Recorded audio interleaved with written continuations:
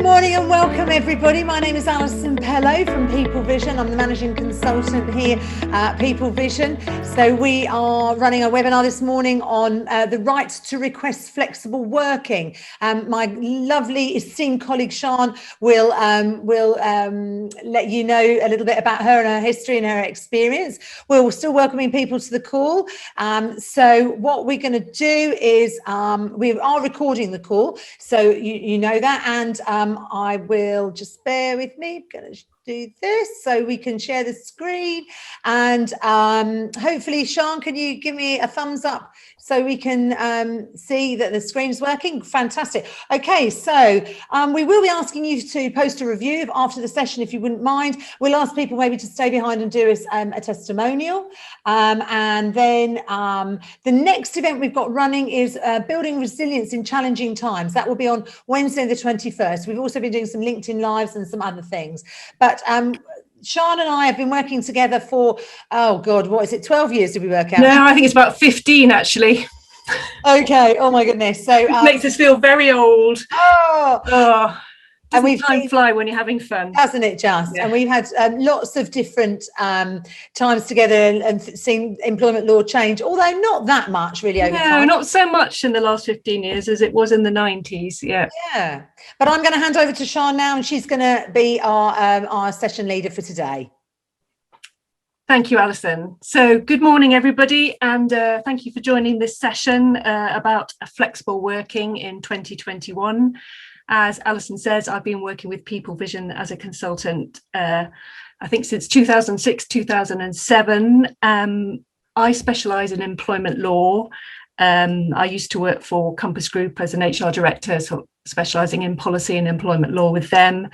And I've also been an employment tribunal member since 2000. So yeah, quite a few things that I talk about in these webinars are things that I've also come across as a tribunal member. If you'd like to go to the next slide.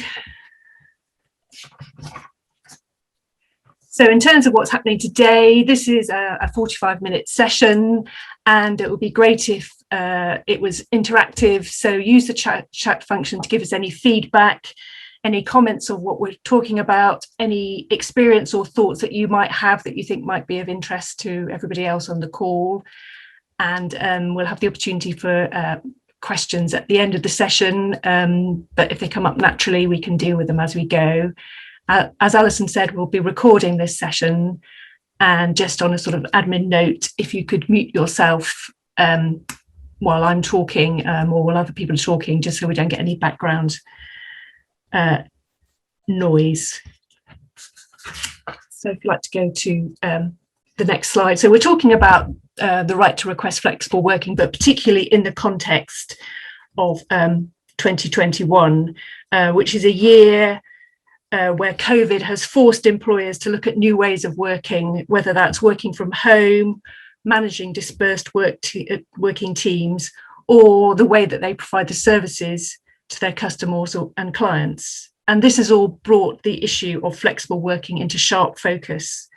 Things that employers had said previously just could not be done, we found actually where we need to do it, we can find more flexible ways of working. The other, I think, important context is that the government, just before COVID struck, committed to a consultation on flexible working. And this is coming up quite a lot in discussions in the press about working from home and flexible working. So I'm going to touch on that as well in this session. If you'd like to go to the next slide. So just a quick did you know, a couple of did you knows. There's been, as I said, there's been quite a lot in the press about flexible working recently. And the CIPD has identified what they call flexible working not spots rather than hotspots. When they've looked at the take-up of flexible working, they've found that it varies dramatically region by region. If you'd like to go to the next slide.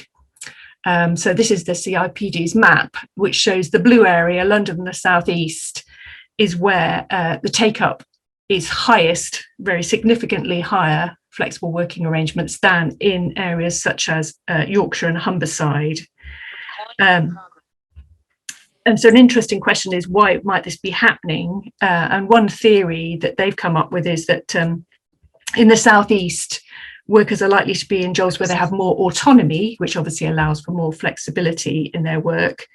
And also they're more likely to be in higher skilled jobs and working in areas with lower levels of unemployment, which gives them greater bargaining power in terms of asking for flexible working, which is quite a sad story in the sense that in some ways people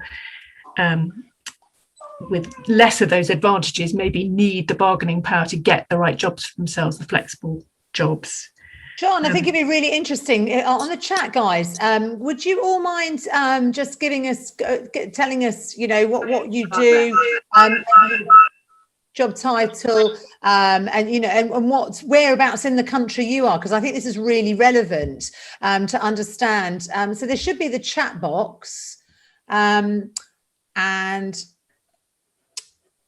I'm just wondering if Sian, are you able to see the chat box? Nope. No, neither am I actually. No, normally I can. You too. Don't know where that's gone. Oh dear. It was there, and now it seems to have gone. So I don't know why that is. You have to move your mouse right down to the bottom. Yeah. Move your mouse down to the bottom, it'll appear.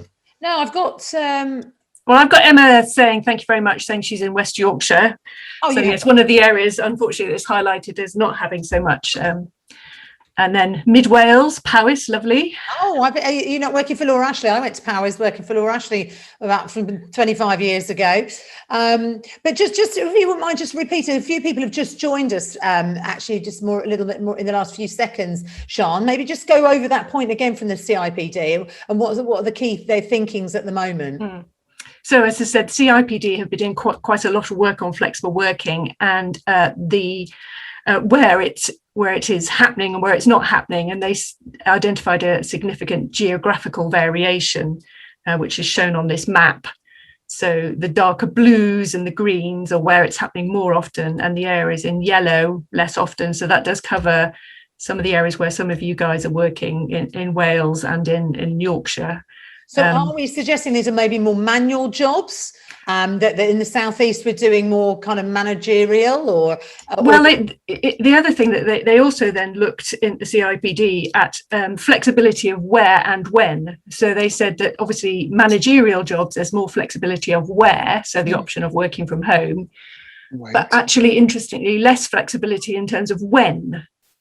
Whereas they found that sort of in more sort of lower paid jobs, there was often more flexibility in when, more opportunities to do part-time working, different hours, because if you're working somewhere that's got 24-hour shifts, you can work in that shift. And the same with supermarkets, there's often retailers quite often lots of opportunity to do part-time and just 2 days a week or evenings, night work, that sort of thing. Yeah, be interesting on the chat, which I've now found, if you could tell us, what sort of industry you're working in, and is flexible working something that your employers are up for, or they're not up for. Just give us a flavour for where your organisation's at. That would be really helpful. Oops. Yeah, going the wrong way. Another disappointing statistic is that the ONS have produced is that all forms of flexible working, except for home working, have reduced since the pandemic. And I think the consensus is that flexible working is important in terms of bringing people into the workforce and helping particularly working parents, but also disabled people, older people to work. So it is a bit depressing that all forms of flexible working have declined during the pandemic. So yeah, thank you for your comments. Do you want to go back to the slide before, Alison? Sorry, that one? No, before that. Yes. Nope. Session highlights. Oh, session highlights? Yeah. Nope. Oh, there you go. Oh, sorry. God. Thank you. So in terms of what we're going to be covering in this session, we're going to be talking about the current law in relation to flexible working and the possible future changes as a result of the consultation, talk about managing the process effectively, talking about the potential for setting precedents in terms of your decisions on flexible working and the impact of COVID on requests and responses and the impact for hybrid working, and also touch on the government consultation. So in terms of the law, this is quite well-established law now, but I'm just going to do a very quick run through for people who maybe haven't dealt with a request for some time.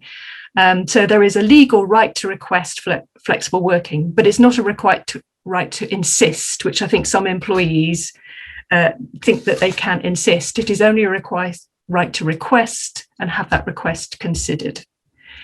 There is a service requirement of 26 weeks service before you can make such a request. And it is now a right available to any employee. Those of us who've been working in this area for a long time will remember when it was just for parents and then it was extended to carers. It is now for any employee to make a request. And flexible working could include part-time working, job share, later starts or earlier finishes, other forms of flexi time, compressed hours, so doing a permanent job, a full-time job in a 4 long days, term time only, working from home, or some form of hybrid home working, office working. In terms of the consequences of breaching the law, so if you as an employer fail to deal properly with a request, an employee can make a claim, a freestanding claim that you have failed to abide by the law, but the award for that is only 2 weeks' pay. So in most cases, the implications of failing to follow the law in relation to flexible working is that the employee will resign and claim constructive dismissal. They will say, because you refused my request or you didn't deal with my request reasonably, I had no choice but to leave my work, and that is constructive dismissal. And quite often it's also linked to a claim under the Equality Act of sex discrimination or disability discrimination. I've recently done one where it was race discrimination, where they were comparing themselves with somebody of a different race who had had a request agreed to and they didn't. And sex discrimination could be because they were looking for the change of hours for caring reasons, childcare or family caring reasons, and it was unreasonably refused. And as women tend to be the carers, they can use the Equality Act as a basis for a claim. So it is important that we deal with such requests correctly and reasonably. So is anyone on the call? Again, it'd be really interesting to know, if anyone on the call has had to deal with any requests. Obviously, confidentiality is understood within the group. But if there's any questions that anyone's got, or situations where they've had to deal with that, or they've had a discrimination case, again, it would be interesting to know. So Emma on here says, we're about to share our flexible working policy with the team. We will be asking for 2 fixed and 1 flex day in our office and 2 at home. However, we've had a couple of the team that will be able to continue to work from home full time. So Emma, it'd be interesting to know, why do some people are able to do that? Is that the job they do? Is that is that because they've got kids? Is that, what is it? The reason why some people allowed that and why some not? You got any comments on that, Sian? I think probably later on it might sort of make sense because we're talking about precedents and treating people differently. Yeah. If we go to the next slide, the law explicitly states that there are reasons that you can use to refuse a request. And I think a lot of people, again, especially I find people in HR, are very wary about refusing a request. And I always say to them, well, the law actually sets down, this is written in statute in the Employment Rights Act, these possible reasons for refusing, which means you can refuse. But the reason for refusal has to come under one of these headings. And you need to say more than just, we can't do it because of the burden of additional costs. You need to say, if we were to agree to this request, it would cost us X thousand pounds or X% more in terms of costs. Or if you say that you're refusing because we can't recruit new staff to cover the hours that you can't do, you have to show that you've tried to recruit and failed. So it isn't as simple as just picking a reason. You actually have to have some substance behind that reason. But I have been involved in lots of cases where we've refused and we've been able to provide good objective evidence to show why it was not practical and why we had to refuse. And I just think that's important to bear in mind. So that's the law as it stands at the moment. If we could go to the next slide about consultation. Thank you. So as I mentioned, there is a commitment by this government to do consultation on the subject of flexible working. And this was a commitment made in the Conservative manifesto and in the Queen's speech in 2019, so pre-pandemic. But it has been mentioned quite a lot because one of the things it talked about was making working from home the default position. In other words, you can work from home unless there is a good reason not to. And I just think it's important, that's why I put it in capital letters, but the consultation hasn't even started yet. So this is nowhere near becoming a change in law. And I think there's going to be quite a lot of opposition to, for example, the default working from home. Lots of employers' bodies have already said that they're going to oppose it. So I think it's just important that you realise that it's a headline, but it's not exactly something that's going to definitely happen. And if it does happen, it won't happen for a while. And I think it's also important when we talk about flexible working, there is at the moment so much talk about working from home, but actually other forms of flexible working are in many ways more important in terms of helping people to get back into the workplace or helping, working families. Working from home is just not practical for so many jobs.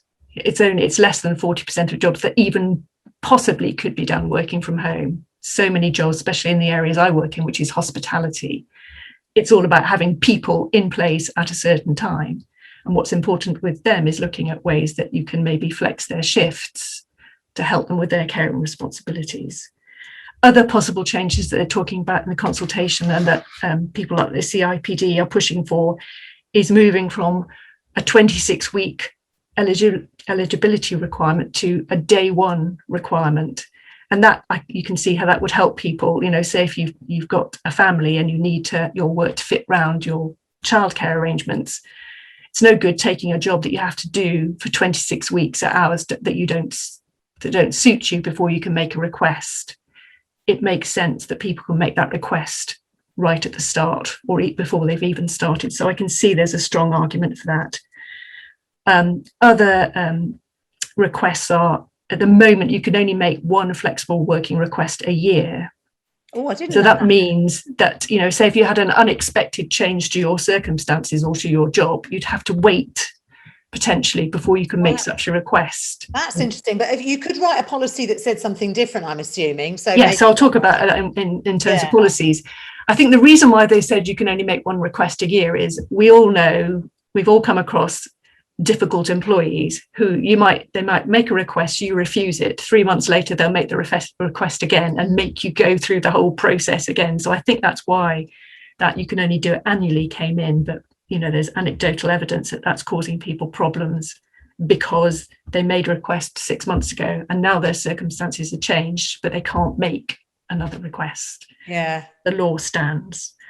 So those are the sort of things they're consulting in, but it is, as I said, the consultation hasn't even started yet.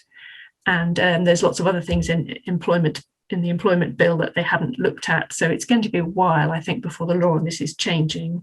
But that doesn't mean to say that you, as an employer, can't look at maybe making your rules in relation to requesting flexible working more favourable. For those of us who are a bit behind on the employment law, I am CIPD trained, so I did pass it many years ago. But that's why I have Sian on the call, because I've been running a business, not doing all the HR stuff. But you talked about the employment bill there. Can you just tell me what that is? Oh gosh, no, not I'm trying to remember what's in. There's a lot of things in it. Off the top of my head, I can't remember. Is it new legislation that's coming, or is it? There's various things that people are looking at in terms of. Oh, sorry. Gosh, they're looking at the sort of the hire and fire, the hire and refire, the fact that lots of organisations are giving people notice and then rehiring them. Right. That's one of the things. So there's quite a few things that are in the air being looked at by various committees. Right. And that's all part of an employment bill that is coming. Yeah. Got you. Yeah, okay. But we don't know what it's going to be in it yet. Right. And it keeps being put on the back burner, making decisions about what they're going to include. Right. Okay. Future webinar.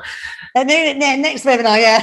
Pitch for the next one. So I want to talk about managing the process if you receive a request. So there is an ACAS code of practice, which is very helpful, and you may have a policy, and it's important that you follow your policy if you have a policy. It's one of the frustrations that I find all the time is that organisations get an off-the-shelf policy and put it in their handbook, and then they don't actually follow it. I just say, don't have a policy if you're not planning to follow it, and I'll talk a bit more about policies. And then other organisations, even if they do have a policy or they're aware of the law, allow managers to deal with requests for flexible working informally. Maybe just because of ignorance, managers don't realise there is a formal process. And I've had quite a few situations where I've gone into an organisation and people are working very weird shifts, and the manager will say, well, it doesn't really work. And I said, well, why did you allow it to happen? Well, they asked. And so I sort of said, yes. And then you get custom and practice. These hours then become their contractual hours, but nobody had actually stopped and said, is this practical? Is this something we can accommodate on a permanent basis, or should we come up with an alternative suggestion? So I would say, as much as I don't normally like formalising things, I think it's important that if people request a change in their hours or to their working arrangements, that it's properly considered and properly documented as a process, so that you don't get these informal arrangements that nobody can quite remember why it was agreed to. I had one where somebody said it was because they like to walk their dog in the morning. And this was a business that did breakfast service. And this person was never in to do breakfast because she'd asked to come in later to walk the dog. And, if I'd been dealing with that request, well, so no, this is a walk the dog in the afternoon. This breakfast is our busiest service. We need you in for breakfast. But in a moment of weakness, a manager would say, oh yeah, if you want to. And it had just drifted. So I said, beware of the pitfalls of informal processes. Although the law is not particularly prescriptive, it does say that an employee's request must be in writing, and we'll send to you at the end of this session a sort of template letter that people can use if they want to make a request. And that request should not only include what changes they want to make to their working arrangements, but they need to think about the effect that this will have on the employer and other employees in their request. And I find that's very useful to get people to sort of really think through what they're asking for. And sometimes if they thought it through, they'd realise it was completely impractical. I had a situation of a business that was open 9 till 5, a hospitality business, and an employee had put a request in to work 4 p.m. to 10 p.m. because that fitted around her husband's shifts. Now, if she'd actually had to put in writing how she thought this was going to work, she may have realised that this was not going to work because there's nothing to do between 4 and 10 p.m. Whereas on the other hand, I've seen employees who've put in very well argued requests for flexible working, and they've been so well argued that the manager, who was previously resistant, couldn't disagree because they'd worked it out so well. They'd spoken to their colleagues to see whether or not it would impact on them. They'd thought through all the reasons for refusal and addressed them. And that's what I say to employees who come to me. I want to put a request in and say, let's work on it. Let's make sure that it is absolutely logical. And from personal experience, I went from working full-time to part-time by putting forward a very good business case to my employer about how it would work and how flexible I would be within those part-time hours, but it would give me better work-life balance, but mean that they would still retain my experience. So, that was the argument I used, and I found the budget for what I wanted to do. Sometimes with more junior employees, then you should be prepared in HR to help them with their request as well, to put that together. And then you should hold a meeting with the employee to discuss it. Now, that's not a legal requirement, but I would always recommend that you have a meeting where you discuss their request, even if it's just a straightforward, yes, that sounds great, when will it start? But it also might where you're actually discussing the implications and seeing whether or not you can tweak their request and come up with some sort of compromise solution that suits both of you, both the employer and the employee. And you should always give a written response. So either is, yes, we agree to that flexible working arrangement, and then do a variation to their contract, or we disagree.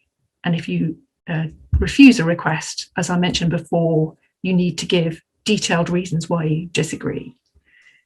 And again, there's no legal right to appeal, but I would always give a right of appeal, because the implications of not handling it properly are quite serious. So it's useful to have a right of appeal as a sort of belt and braces approach, that somebody else has looked at the request. It's a lovely slide. This is me when I'm cross. When I talk to people about managing requests for flexible working, there's often a concern that if they agree to it with one person, then they're setting a precedent. And so if I agree to one employee doing a particular job going part-time, then I have to agree to every request.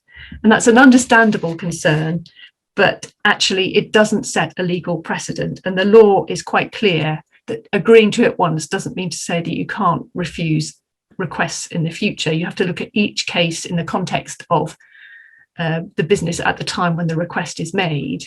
And it could be that you, by agreeing to an earlier request, you've now blocked that option for anybody in the future because they've taken maybe a particular shift that suits working parents. That shift is now gone, that somebody is doing that, so nobody else can have that shift. Or if you agree to people leaving earlier, it might be possible to be short-handed later in the day by one person, but not by two, if that makes sense. So you can say, well, I agreed to one person because we can manage one person short between 4 and 5, but we can't manage 2 people short. I was involved in an employment tribunal last month where just this point came up, where there were bus drivers and 2 people were looking to work a particular shift, mainly weekend working, because they started a degree course. And a white female asked early in the summer for this shift to fit around her studying. And then a black male asked 2 weeks before the university term started. And the white female's request was agreed to, and the black male's request was refused. And he put a claim in for discrimination on the basis of the difference in gender and race. And the employer was able to show that the white female's request was made before they'd written that year's rota, because bus companies have complicated rotas that last a year, and that she'd taken an empty slot, a weekend slot that had now gone. And that's why it was refused, not because of her being female. And allowing her to have that slot was not setting a precedent. So I think that was quite reassuring to confirm. That's really helpful, Sean. Yeah, it really brings it to light, doesn't it? You know, yes. We do think we should say we've said yes to one and know what we're going to do, and now we're going to have a case on our hands. But yeah, it's about having your ducks in a row. And I suppose that shows why it's so important to make the decision, the first decision. So, you know, making it so in such an organised way. Organised isn't the right way, you know. But deal with things promptly. Deal with things in the order that you receive them, because it may have impact.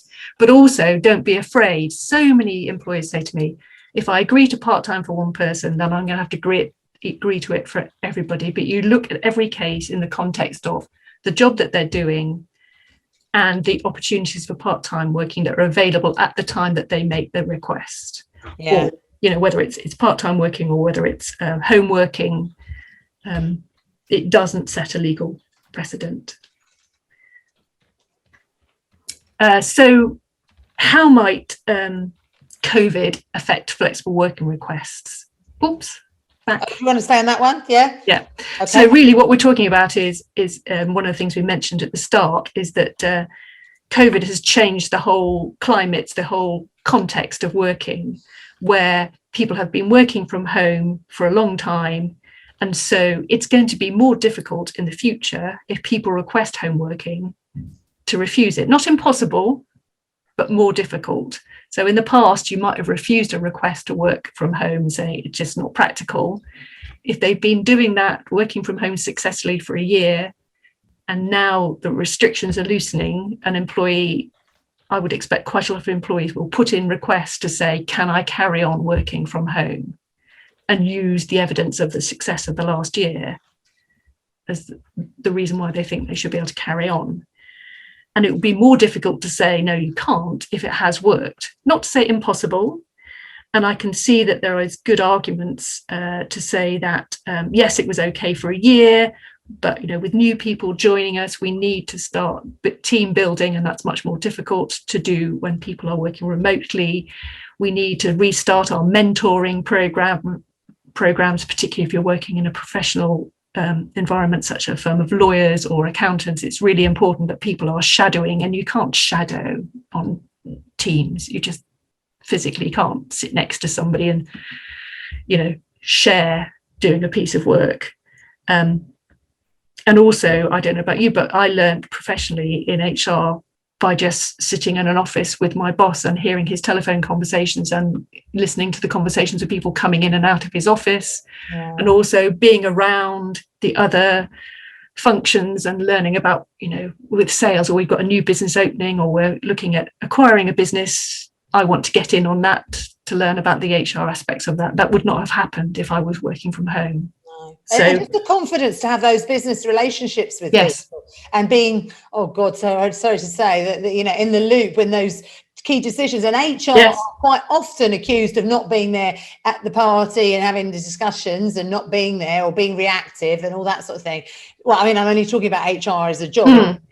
But that's our experience. I feel so strongly that HR should be in the building with the other functions, which is why I'm not a big fan of taking HR out and putting it just in a sort of office on its own, being a call centre. Because I learnt by sticking my nose in the offices of all the other departments and saying, morning, do you want a coffee? What's going on? Conversations over by the coffee machine, what's happening. And I think that especially younger people starting out their career, it's so important that not only are they in, but the other people are in for them to learn from. I think it will still be possible to make arguments to say that you need people in for team working, for collaborative working, for mentoring, maybe not 5 days a week, but so can I put the next slide then? Would that make sense? No. Or not yet? Not yet, no. Not yet. Okay. Not yet. The anticipation is killing me. It is. Sorry. So I think there's going to be more requests because of COVID to work from home, because people have liked it, at least on a part-time basis. I think there's also just become a general awareness, greater awareness of people's rights in relation to flexible working, because it's been in the press, it's been in the media. So I think you might get more requests, not just for home working, but for part-time working or compressed, 4-day weeks, those sort of things. And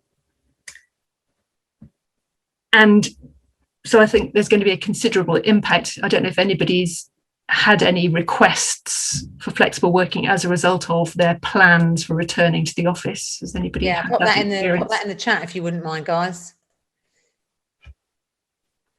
Maybe you've seen different types of requests. Maybe people are, have had more time at home and they're building their business case more effectively. Maybe they found another job while they were furloughing and they'd like to, or done a bit of, I know quite a few people have set up little businesses on Amazon while they've been furloughed, and they'd like to now change their hours to do part-time working so that they can keep working side hustle. Their little startups. Yeah, absolutely. Okay. So yes, I'll allow you to move to the hybrid screen. Oh, that's exciting. Thank you. So I also, in quite a few of our previous webinars, we've been talking about plans for return to the office, and hybrid working has been amongst that. And a lot of people have been doing a lot of work on their plans. And I think they haven't necessarily factored in this right to request flexible working. So they've done these really sort of well thought out plans for who's going to be in the office on what days, for what reasons, and haven't realised that actually people can make a request and throw all your plans up in the air to say, well, actually, I only want to work these days, or I only want to come in this office these days. And they have a legal right to do that. So that makes it all the more important that you consult on your plans for hybrid working to find out early on where there might be people who might not be happy with the plans that you're making, and maybe adapt your plans to suit their particular preferences. I think also it's important that you find out from people if they are concerned about coming back to the office and are reluctant to do so, why that is. Is it because they are worried at the moment because of COVID, or are they genuinely now thinking about flexible working in a different way on a permanent basis? But I think that's really hard to clear up, isn't it, Sian? You know, we're all thinking this thing is going to go away, or are we thinking this thing's here to stay? Are we think, you know, everybody's thinking in a different way, but maybe someone's got care responsibilities. This, you know, maybe they've got them now, but maybe those responsibilities won't be there for whatever reason, you know, in 3 months' time. It's a very, very challenging time for people to make positively massive decisions. And I think employers just need to kind of roll with it a bit. And that's easy for me to say, but I think putting things in stone, because I suppose then people will think, well, what if, you know, I don't go back to the workplace and this and that. So as an example, Rebecca said, we've had one request so far for someone who'd like to work from home permanently, which I'm more than happy to agree to, but I anticipate more will come when we finalise the plans. And I think that will be it, you know, if they see other people, you know, operating in that way. So I just think it's such an organic process. But I mean, I've been talking to a client about, he is desperate to get people back into the workplace, and he's meeting some resistance. And what I need to say to him is, you need to find out why they're resistant. Is it because they are nervous about coming into London? Or is it because actually they've enjoyed working from home and they'd like to make that a permanent arrangement? That's two different issues. So they can be, you know, I personally am not that keen to be going on public transport, but that doesn't mean to say that in the future I won't be happy to go into London. It's just at the moment. And so then they need to decide, so is this just somebody who is nervous, or is this somebody who is looking to put in a flexible working request? Yeah. And that's how then you decide how you allay, how are you trying to allay their fears, or are you actually looking at somebody who wants to request a different working arrangement, in which case I would be saying, if that's what they want to do, then suggest they put in a formal flexible working request. Yeah. Find out what it is. So I'm going to go on to this slide, Sian. Hopefully it's yes. the top tip. So what are your top tips? These are my top tips. So if you haven't got a procedure, then have one. And I've written not policy, and people who know me know I'm not keen on calling things policies when it's just basically a process that is reflecting the law. And how I tend to do it in organisations where I'm going in a sort of greenfield site is I write a guide on how to handle flexible working requests, which is available to both employees and employer and managers. So the employees have standard template letters to use if they want to put a request in, and managers have some guidance on how to manage the process. And I put in FAQs or Q&As and that sort of thing. So it's not a policy, it's just a guidance. And it's what I do in the handbook is I say, you know, that you do have a right to request flexible working, and then to put the absolute basics, and then say for more information go to HR, and then I give them the pack that's relevant to them, rather than so many organisations I see in their handbook, you know, 3 pages of policy, which is just cut and paste from gov.uk. And I think, well, that's not a policy, and it's not very useful to anybody. So make something user friendly, but don't call it policy, call it a guide. That makes it then easier to update it without having to say we are rewriting our policies. Next top tip, really important that everybody in a managerial position is aware of this right and will deal with it properly, whether that's flagging it up to HR or being able to have the materials to deal with it properly themselves. So you don't get these informal arrangements that causes friction, that affects the performance of the organisation because they haven't been thought out, that become legally binding because they've been allowed to happen for too long. So that links into deal with all requests formally. Don't let people just ask and nothing is put in writing. And then when we were talking about setting precedents, deal promptly with the requests in the order they're received. My next bullet point is probably not very well explained, but what I'm saying is you can apply the same rules, but come up with different decisions. You don't have to worry about setting precedents. And then very importantly, if somebody has made a request and you think, I'm not sure that would work, it's perfectly reasonable to come up and say, well, here's an alternative suggestion we think will achieve what you need to achieve, but will work for both yourself and the organisation. And also something that quite a lot of people use and find very useful is to have a trial period, to say, we will try that work arrangement for 3 months. And if it works for you and it works for us, then we'll carry on. And if not, you go back to your old working arrangements. Great idea.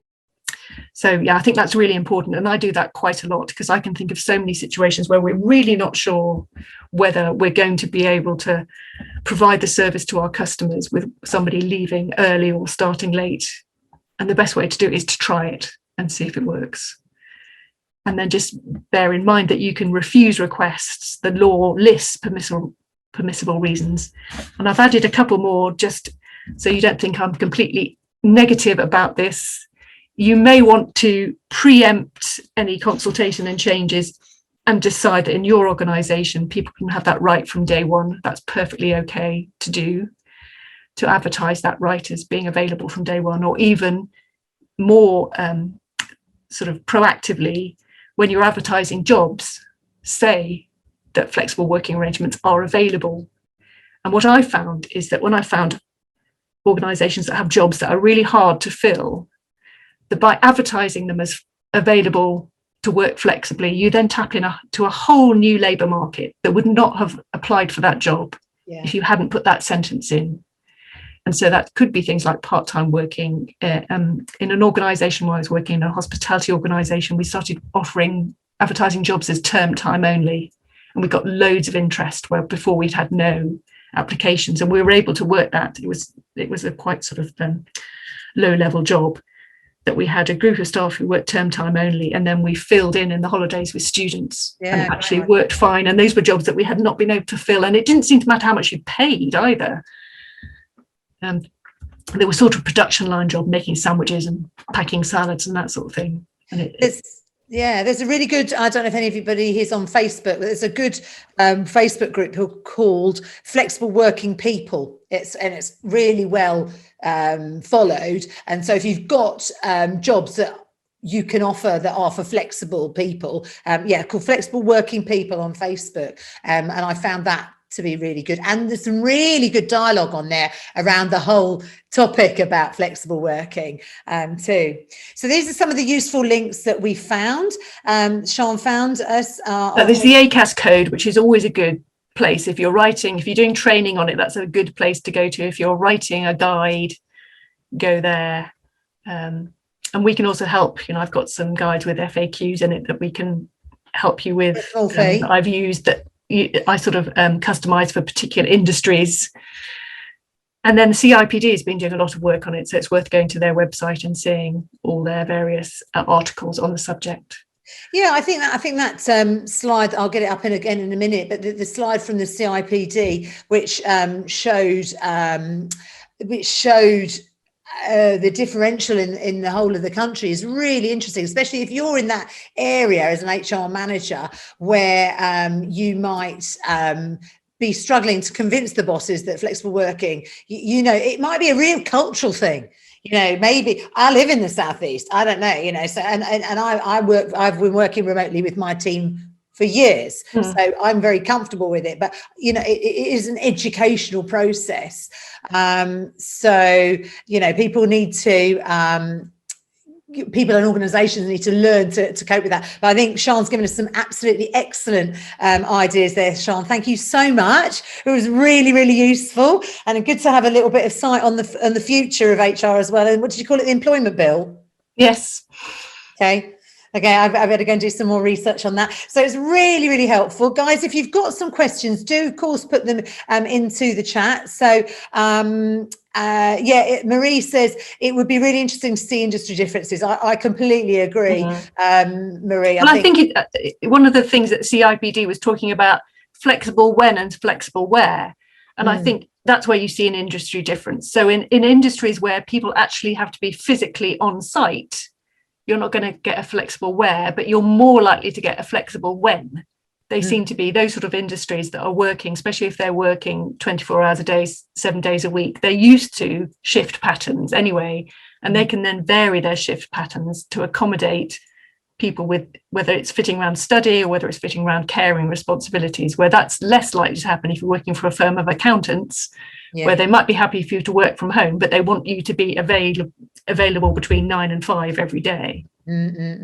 I think some of you mentioned bringing in flexi time policies, and I think that's a very good, if that's possible, that's a great way of moving in that direction. I think it proves to be very popular, so it's good as a recruiting tool, and it's good in terms of recognizing that you don't need to be all working exactly the same hours. Yeah. Fantastic. Well, listen, thanks so much, Sean. That's really, really good. And thank you for the thank yous on the chat. But actually, also the other final thing I wanted to promote is we're doing a VIP club. So by invitation only, we've just found over the last, this is our, I don't know, I think it's our 13th or 14th webinar, I've lost count. But we've found that there is a group of people who want to have more intimate events. Don't worry, there's no cost, but it is for people who are probably at the HR business level, HR business partner level and up, either in learning and development. We've got somebody from Vodafone, Berry Brothers, a couple of people. So if anyone would like to join that, you need to really be in, as I say, the HR learning field. Then we would love for you to join us on that.